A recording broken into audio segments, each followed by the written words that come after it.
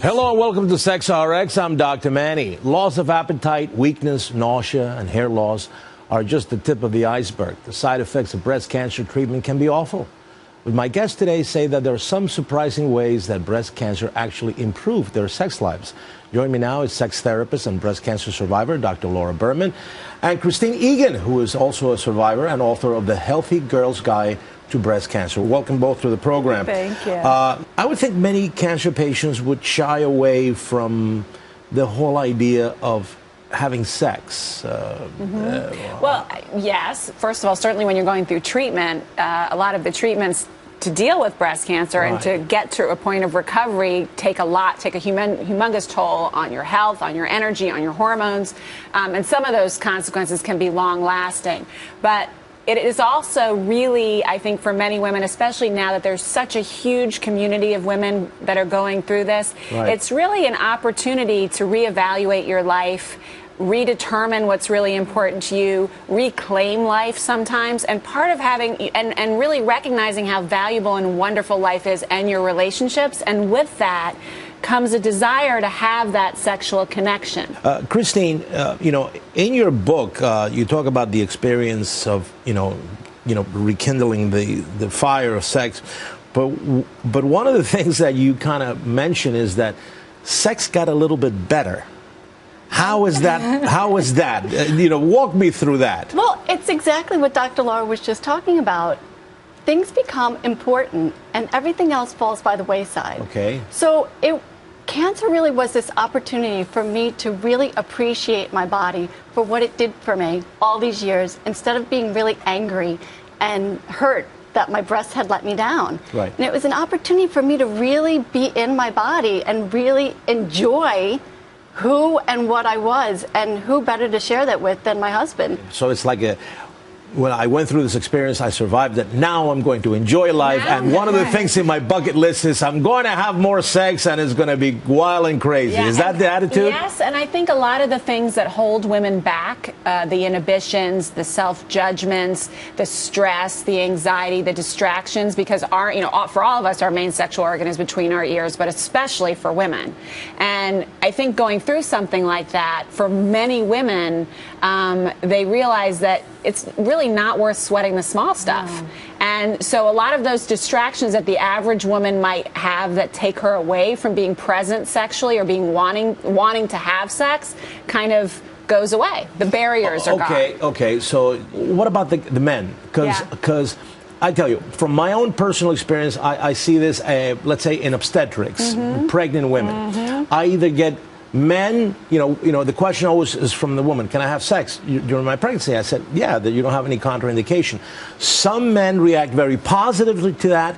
Some men are completely turned off. They will not come near their wives once the belly is popping out or anything like that.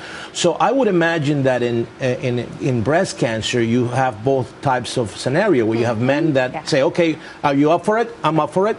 But other men are sort of afraid, perhaps internally. So how do you deal with men? Let's start with you. Well, I think that's a perfect analogy that you made, because it's probably the same men who are uncomfortable with the pregnant wife or are uncomfortable with the breast cancer wife.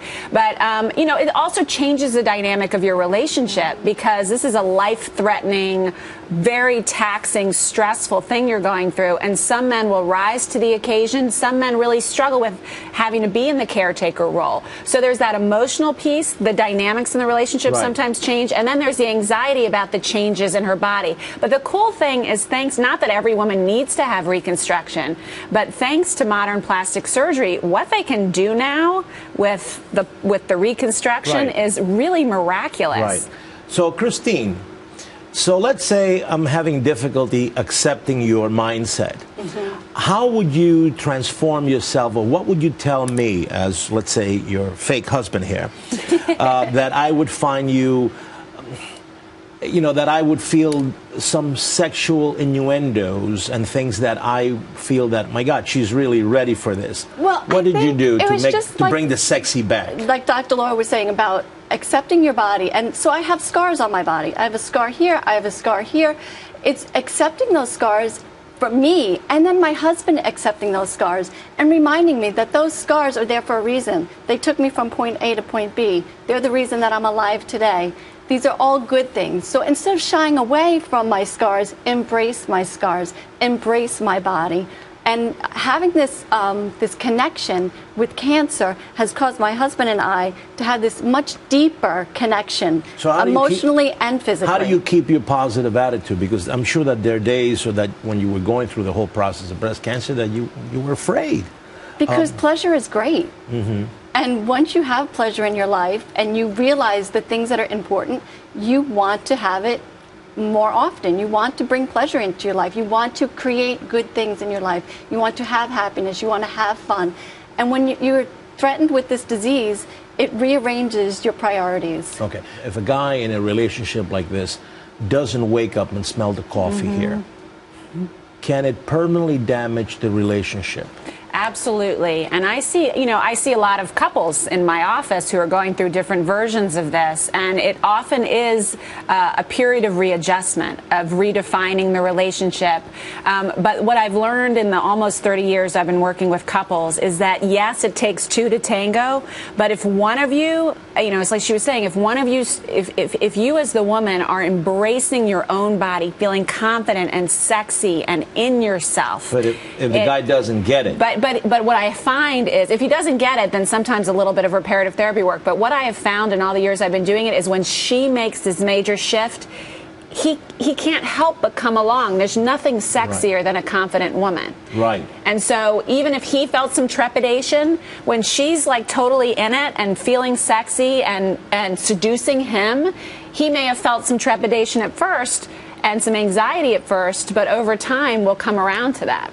Unless he's got major hang-ups, and then he's got to deal with it. Then he has to deal with you. He's got to deal with me. All right, listen, ladies, thank you so much for coming to the program. Again, the book, and I'll mention it again, is The Healthy Girl's Guide to Breast Cancer. There you go, and you can find it everywhere. And it's important for women that we have so many thousand women that have survived breast cancer. And guys, if you don't get your act together, Laura is going to get you. All right. Well, thank you so much. And if you have any health questions, email them here at Fox at drmanny@foxnews.com. Until next time, I'm Dr. Manny.